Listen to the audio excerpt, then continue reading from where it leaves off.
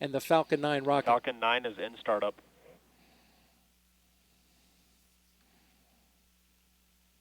So there we hear Falcon 9 in startup, configuring all the systems.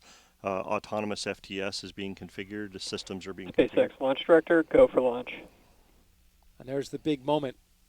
T-minus 40 seconds and counting. Many on the PACE spacecraft team now going outside to watch this launch. It should be a beauty. T-minus 30 seconds.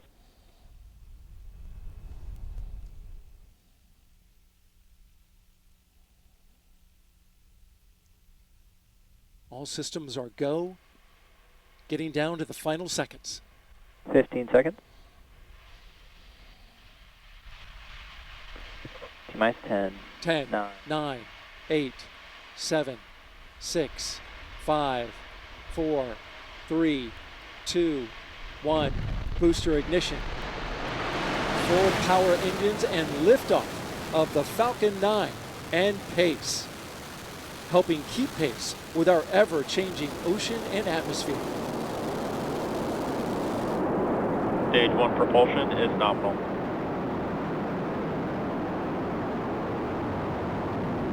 All 9 Merlin engines lit up and roaring. 1.7 million pounds of thrust.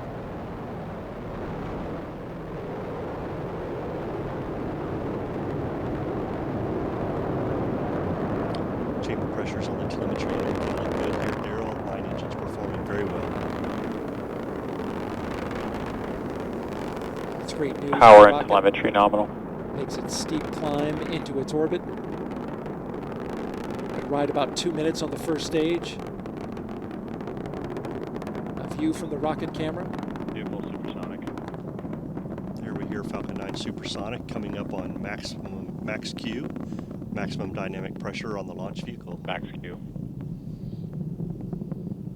Pass through max Q, the vehicle continues to perform nominally, all 9 engines firing.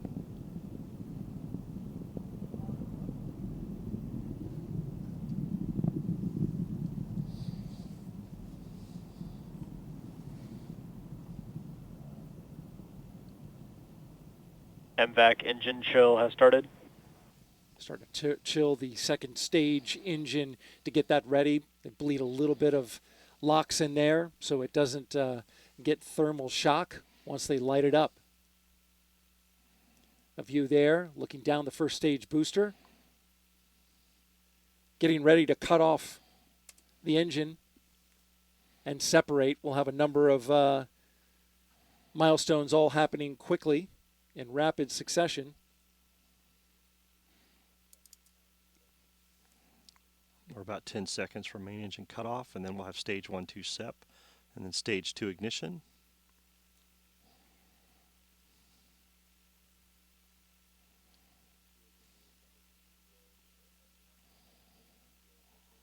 Miko.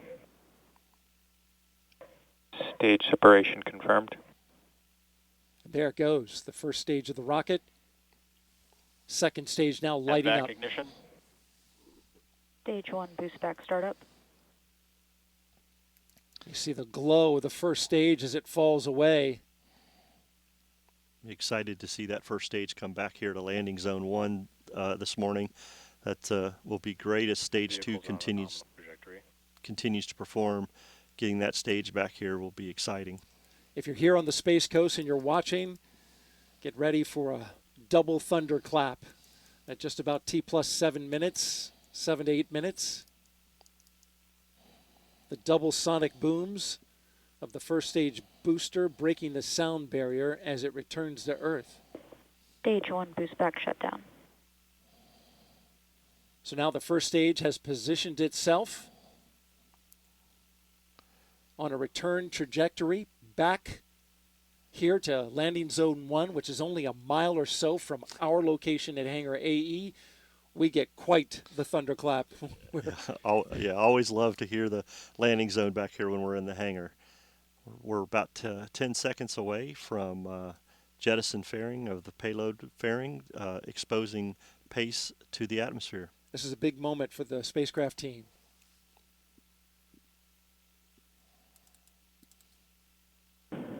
Pairing separation confirmed. Looking inside, there go the fairings, revealing the PACE spacecraft to the elements. Now PACE will seek to get a signal on the Tierra satellite for our first acquisition of signal. Yeah, this will be a downlink of a low-level signal on the TDRS network, utilizing the telemetry network to verify that PACE is the transmitter is on, and then they will continue monitoring the spacecraft until separation, and then be able to get their data once they get power positive that we'll see later. And in that moment you just described, that time period that you just described, they'll only be monitoring data coming from the PACE satellite. They will not be sending any commands in. Absolutely. Nothing until the spacecraft separates from the stage 2. The spacecraft team will just continue to monitor the health of the spacecraft using the TDRS network. And looking at the telemetry, everything so far on second stage is performing very well. Looks good on our trajectory.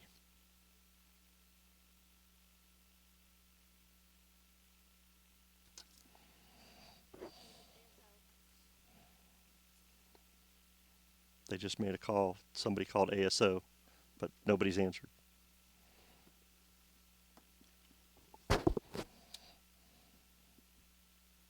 And there's a shot from the first stage booster as we're coming back down to the Cape. You can see the lights of the Space Coast. It's a pretty shot. I love that shot, seeing the coast of Florida come back into view. 2 more burns left. Stage 1 entry burn startup. That's the first one, the entry burn, for about 30 seconds. You see it lighting up now. Grid fins are out to help give it a precision landing, guiding the first stage booster back to landing zone 1. Split screen now. Well, we did have it. There's Stage a shot. 2 FTS is saved. There's a shot of the booster coming back down from the ground. Stage 1 entry burn shut down. Stage 1 FTS is saved. All right, and in comes the first stage booster. Second stage continuing on a nominal trajectory.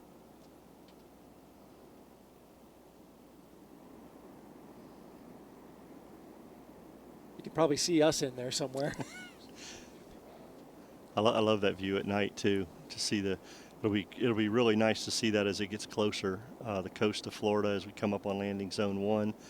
Stage 2 continues to perform nominally Stage on 1 a great trajectory for stage 2 as spacecraft continues to look very well during this flight. Stage 1 landing burn.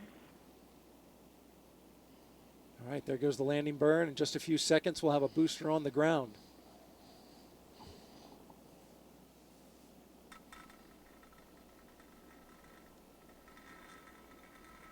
A look from the ground. We hear the thunder here at we Hangar hear those AE. double claps.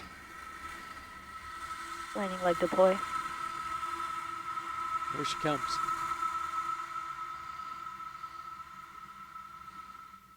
Stage 1 landing confirmed. Another pinpoint landing by the first stage booster. Flight number 4 for the first stage in the books. Second stage continuing to burn on a 7.5 minute direct inject into orbit. This will be a quick ride, Mick. Very quick as the continues to perform very well. We're looking for this to continue firing, and we'll get second stage cut off at around T+10 minutes, but things look very well on the telemetry. Vehicle's performing very well, and MVAC is nominal. The second stage on a Cape polar trajectory hasn't been done by NASA in the past 60 years. SpaceX, though, has done it 11 times. This would be the 12th.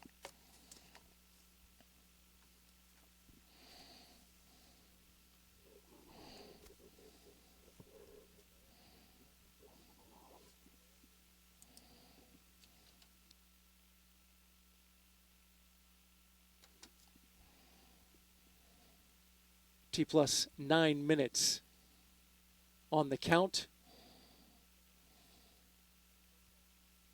Just about 3 minutes left. Actually, check that. Just about a minute left on the stage 2 burn. There will only be one stage 2 burn. Yeah, as Jimmy explained to us in the trajectory, this is a direct inject sun synchronous orbit. So just a single burn for the stage 2 this morning. And things continue to look well. Chamber pressure on MVAC and trajectory look nominal. And then we'll coast for just a few minutes and separate the PACE Observatory.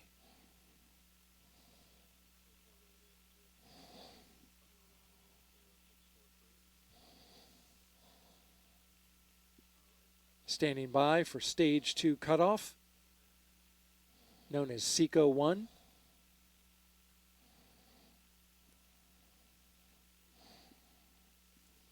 We'll have that in just a few seconds.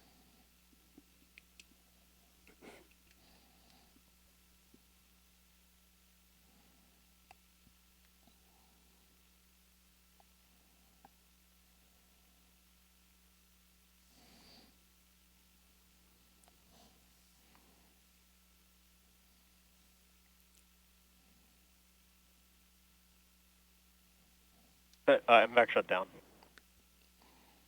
All right, there you have it. Now we're going to coast for a few minutes and take a look at the forward-facing camera so we can see the PACE spacecraft, which is being monitored by the spacecraft team.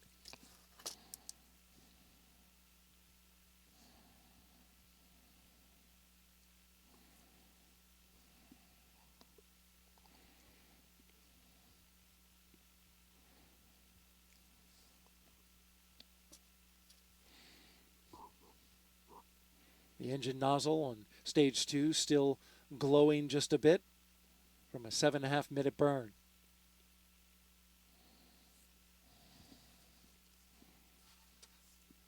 The all telemetry on stage 2 looks nominal for the flight. Looks like a very good stage 2 performance so far. So we'll see how things go as we get ready for spacecraft separation. Now just about 1 minute away. This is a big moment for the PACE spacecraft team, one in which they're holding their breath a bit. There you see PACE now. I love that camera view from the front of the stage 2, looking at the PACE spacecraft out there in that dark space right now. Things are looking really well, and I love that. Love to see that camera view. Dark indeed, as they launched into an orbital eclipse. So PACE has no sunlight on it, as you can see. But the hope is once they get those solar arrays deployed, a critical moment, they're going to be looking to get power on it. There goes PACE. Payload separation confirmed. Off into space on its own, flying free. We've got applause here at the Mission Directors Center at Hangar AE. Looks like a good separation. Vehicle pretty stable. Yeah, launch vehicle performed very well today, and glad to see PACE separated. We've got a few more milestones that the team will be working on to get PACE to power positive. Hopefully we can have this view for a bit longer. You see stacked to the right side of the screen, the 3 lines. Those are the solar arrays. It's a 3-panel array. And once the guidance and navigation control system senses that it's got basically nulled the rates, the spacecraft is stable, it'll start to deploy those solar arrays. And it will be done autonomously.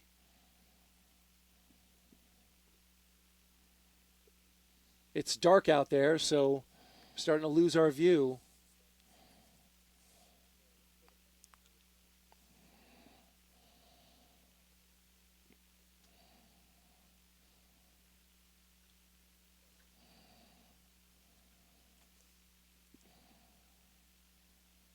We are now passing the milestone in which we expect the solar arrays to be deployed. Again, this is the expected milestone.